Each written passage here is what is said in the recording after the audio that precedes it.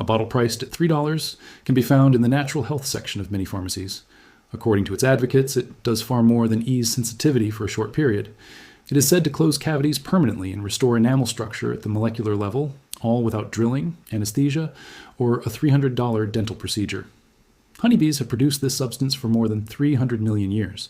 Records indicate that physicians in ancient Egypt used it as a dental sealant 3,000 years ago. Greek medical practitioners described its use for oral health during the 1st century. A peer-reviewed study published in Phytotherapy Research reported that it matched or surpassed chlorhexidine, the pharmaceutical benchmark for oral bacterial control, in reducing the microorganisms linked to cavity formation. The worldwide dental filling industry generates more than $5 billion annually. Composite resin restorations, amalgam fillings, ceramic inlays, and crown treatments account for a large share of that market. Every filling ultimately reaches a point of failure. Composite resin contracts during curing. Amalgam expands and shrinks as temperatures change. Tiny spaces develop between the restoration and the tooth. Bacteria gain access again. Decay returns, and another filling becomes necessary. Supporters of propolis argue that a $3 bottle can permanently remove the bacteria responsible for cavity development while encouraging enamel remineralization that seals damage from within. They claim this inexpensive option threatens a market worth $5 billion each year. According to this perspective, discussion of the substance declined not because it was ineffective, but because it was inexpensive and highly effective. The compound in question is propolis.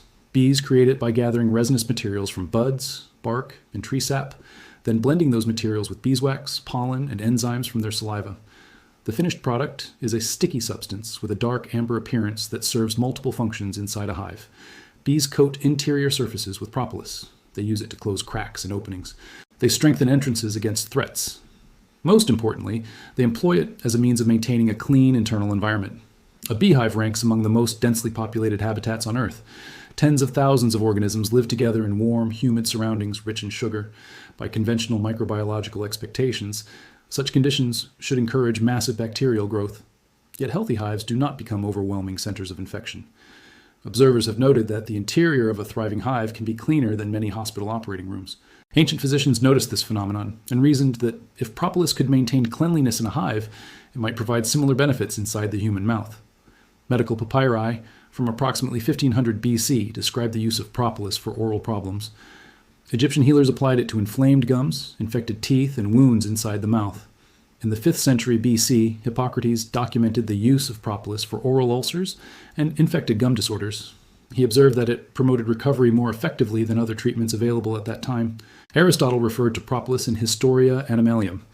He described how bees used the material and recorded its reputation as a wound-healing substance employed by Greek physicians. Roman scholar Pliny the Elder included propolis in natural history. He discussed its role in dental care and oral inflammation. According to his account, Roman dental practitioners used preparations containing propolis to ease tooth discomfort, reduce gum swelling, and cover damaged tooth surfaces. This represents a 1st century Roman description of applying propolis to tooth surfaces as a sealing material, nearly 2,000 years before the development of modern composite resin. Throughout medieval Europe, physicians continued using it. Medical scholars of the Islamic Golden Age also included propolis in their pharmacological references. Ibn Sina mentioned preparations containing propolis in the canon of medicine. Knowledge of the substance remained in use from ancient Egypt through medieval Europe and into the early modern period. Then, in 1848, the first commercial dental amalgam appeared, marking the beginning of the filling industry. Within a relatively short time, the economics of dentistry changed. Treating cavities increasingly meant drilling and placing fillings. The practice of sealing teeth with propolis, which had existed for 3,000 years, came to be regarded as folk medicine. Its use persisted among beekeepers, natural medicine practitioners, and within scientific literature that pharmaceutical companies had little financial incentive to convert into formal clinical recommendations. To understand the argument for why propolis is said to stop cavity progression permanently while fillings only provide temporary coverage, it is necessary to understand the nature of a cavity. A cavity is not merely a hole in a tooth. It represents the final stage of an ongoing bacterial process. The primary microorganism associated with cavity formation is Streptococcus mutans. This bacterium consumes dietary sugars, especially sucrose, and generates lactic acid as a byproduct. Lactic acid dissolves tooth enamel. The process is known as demineralization. Calcium and phosphate ions are removed from the enamel crystal structure. The enamel becomes weaker. A white spot lesion appears, representing the earliest visible indication of cavity development. If bacterial activity continues, Demineralization advances through the enamel and reaches the dentin. A visible cavity develops. Standard dental treatment generally involves removing damaged tissue through drilling and then restoring the area with composite resin or amalgam. According to the narrative presented here, this approach does not eliminate the underlying bacterial population. Instead, it removes affected tissue and covers the area. Streptococcus mutans remains present in nearby tooth structures and throughout the oral environment. Acid production continues. The margins surrounding the restoration become new targets. Tiny gaps at the edges are colonized. Secondary decay develops beneath the filling. Eventually, the restoration fails. This is presented as the reason the average composite resin filling lasts approximately 7 to 10 years before replacement becomes necessary. Propolis is said to address the underlying issue through a different approach. Researchers have identified more than 300 biologically active compounds within propolis. Among the most relevant to cavity prevention are flavonoids, including pinosembrin, chrysin, and galangan, along with phenolic acids, such as caffeic acid phenethyl ester, commonly called CAPE. These compounds are described as acting through 4 simultaneous mechanisms that target each stage of cavity development. The first mechanism is that propolis is considered one of the most powerful natural inhibitors of Streptococcus mutans ever identified. A study released in the Journal of Applied Microbiology in 2006 evaluated the minimum inhibitory concentration of propolis extract against Streptococcus mutans. The findings showed that propolis suppressed bacterial growth at levels comparable to chlorhexidine, the prescription antimicrobial rinse widely regarded as the pharmaceutical standard for oral bacterial management. When the bacteria responsible for acid production are removed, acid production stops. Without acid, demineralization does not continue. Without ongoing demineralization, cavity progression cannot advance. The second mechanism involves inhibition of glucosyltransferase. This enzyme is used by Streptococcus mutans to create the adhesive glucan biofilm that enables attachment to tooth surfaces. Without that glucan layer, bacterial colonies struggle to establish themselves on enamel. Saliva removes them before they can reach the population levels necessary for substantial acid generation. The third mechanism is considered especially important in relation to cavity repair. Propolis is described as promoting enamel remineralization. Human saliva naturally contains calcium and phosphate ions. These minerals can be redeposited into areas of enamel that have lost mineral content. This biological process is known as remineralization. It serves as the body's natural repair system, capable of reversing the earliest stages of cavity formation before a visible hole appears. Flavonoids found in propolis are reported to increase the activity of salivary proteins involved in returning calcium and phosphate to enamel structures. As a result, the natural repair process proceeds more rapidly. When propolis is placed directly on an early lesion, often referred to as a white spot lesion, it is said to perform 2 functions simultaneously. It targets the bacteria associated with ongoing damage, while also supporting the biological mechanisms responsible for repair. The fourth mechanism is physical protection. Propolis is a resinous material. Bees evolved to use it as a sealant. When applied to enamel or dentin, it adheres to the surface and creates a protective layer. This barrier helps isolate the treated area from bacteria and acids, while remineralization continues beneath the surface. A study published in Evidence-Based Complementary and Alternative Medicine during 2019 compared propolis varnish with fluoride varnish for preventing white spot lesions in orthodontic patients. According to the reported results, the propolis varnish performed significantly better than the fluoride varnish in reducing enamel demineralization. Another investigation, published in the Journal of Clinical and Experimental Dentistry in 2020, evaluated propolis extract against chlorhexidine gel for reducing bacteria associated with cavity formation. The report stated that propolis achieved antibacterial results comparable to chlorhexidine while also providing stimulation of remineralization, a benefit chlorhexidine does not offer. Attention then shifts to the economics of dental care. The global dental industry generates more than $500 billion annually across all treatment categories. Within that larger market, restorative dentistry, including fillings, crowns, inlays, and onlays, produces more than $5 billion each year in the United States alone. According to this argument, the restorative model is based on a single assumption. Cavity management requires professional drilling followed by placement of a filling. It does not rely on a $3 bottle of propolis used at home to stop bacterial activity before drilling becomes necessary. The financial structure of restorative treatment depends on cavities advancing to a stage that demands professional intervention. Early lesions, including white spot lesions that remain confined to enamel, can be reversed through remineralization. This concept is taught in dental education and is widely recognized within the profession. Standard clinical recommendations generally involve observation, fluoride applications, and dietary guidance rather than immediate sealing with propolis to address the bacterial process involved. The argument presented here suggests that a reversed early cavity does not become a filling procedure and therefore does not generate restorative revenue. A lesion that heals without intervention is a patient who does not require restorative treatment later.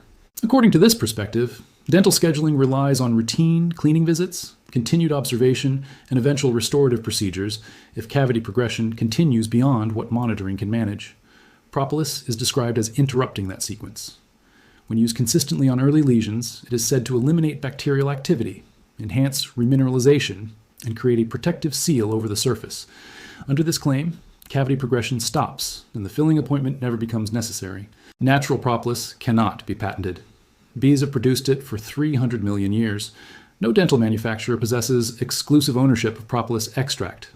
As a result, the argument states that there's little financial motivation for large corporations to sponsor the extensive clinical trials needed to alter official treatment recommendations and establish propolis as a primary cavity intervention.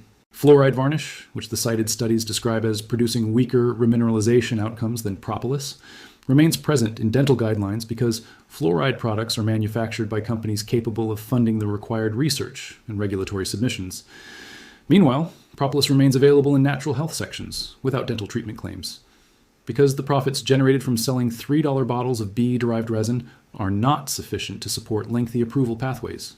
Supporters argue that the evidence is available, the biological mechanisms have been demonstrated, and comparative studies have already been conducted. They contend that treatment recommendations did not change because doing so would reduce the number of restorative procedures, and restorative procedures remain central to the current structure of dentistry. Despite that, the use of propolis continued in naturopathic dental practices, Ayurvedic oral health traditions, and a growing collection of peer-reviewed research. Academic databases contain more than 2,000 peer-reviewed studies examining propolis and oral health. Research topics include antibacterial effects, antifungal activity, enamel remineralization, treatment of gum disease, and healing after tooth extraction. A systematic review published in Evidence-Based Complementary and Alternative Medicine in 2017 examined the available clinical trials involving propolis and cavity prevention. The reviewers reported that the overall evidence consistently supported propolis as an effective antibacterial agent and remineralization aid, while also demonstrating a safety profile that compared favorably with many pharmaceutical dental products. A naturopathic dentist practicing in Portland began adding propolis varnish to cavity prevention protocols in 2015. Over a 4-year period of patient follow-up, outcomes were documented among individuals with early white spot lesions who used propolis extract consistently. Most early lesions stopped progressing and displayed signs of remineralization during subsequent examinations. Among patients who had previously experienced ongoing cavity progression despite standard fluoride treatments, propolis halted progression in most documented cases. No drilling was required, no fillings were placed, no return visits for restorative treatment were necessary. Holistic dental communities throughout Europe, particularly in Eastern Europe, where propolis remained part of medical practice from the Soviet era onward, have continued using propolis-based dental protocols for many decades. Dental traditions in Romania and Bulgaria continue to include propolis as a routine element in cavity prevention and treatment during the earliest stages of decay. Supporters argue that clinical observations align with findings reported in peer-reviewed studies. They maintain that the chemical properties of propolis remain unchanged regardless of whether the American Dental Association has formally endorsed its use. The recommended approach begins with obtaining a propolis extract or propolis tincture. The product should clearly state its concentration. A minimum concentration of 10% propolis extract in either an alcohol or glycerin base is described as the threshold required for meaningful antibacterial effects. Concentrations ranging from 20 to 30% are said to provide stronger activity when addressing active cavity development. A 15 milliliter bottle of high-quality propolis tincture at a 20% concentration typically costs between $5 and $12 through health retailers and online suppliers. At the usage rate described, one bottle generally lasts between 30 and 45 days of daily application. The next step is identifying the area to be treated. Propolis is presented as being most effective during the earliest phase of cavity formation. These lesions often appear as chalky white marks or mildly discolored areas on the tooth surface before a visible opening develops. At this stage, the enamel surface remains intact and the dentin underneath has not been compromised. If bacterial activity is controlled and the body's repair mechanisms are supported, remineralization is described as being capable of completely reversing these lesions. When decay has already advanced into visible holes, particularly when dentin is involved, propolis is said to help reduce sensitivity and slow progression. However, it is not presented as a substitute for professional dental care. Early action is emphasized. A white spot lesion, or a newly sensitive area, is described as the ideal point at which treatment should begin. Application is recommended during the evening after brushing and flossing. The mouth should be thoroughly cleaned before use. Food particles and plaque can create a barrier on the tooth surface, reducing contact between propolis and enamel. Brush carefully. Floss thoroughly. Rinse with water. Mouthwash should not be used immediately beforehand. According to the protocol, alcohol contained in mouthwash may interfere with the adhesive properties of propolis. Using a clean cotton swab, a small amount of tincture is applied directly to the affected area. The goal is to completely coat the white spot lesion or sensitive region. Application is also recommended along the gum line surrounding the tooth. The tissue adjacent to a cavity site may contain elevated populations of Streptococcus mutans. Reducing bacterial levels in nearby gum tissue is described as helping decrease acid production directed toward the tooth.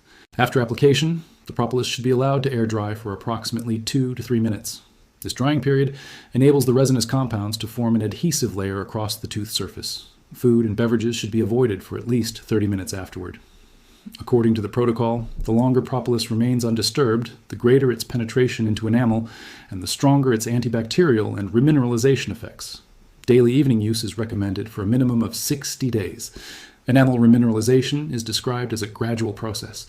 Calcium and phosphate ions are redeposited into the enamel crystal structure over a period of weeks rather than days. Consistent reduction of bacterial activity combined with continual support of remineralization is said to produce cumulative improvements. After approximately 2 weeks, sensitivity commonly begins to decrease. This is presented as one of the earliest indicators that remineralization is underway.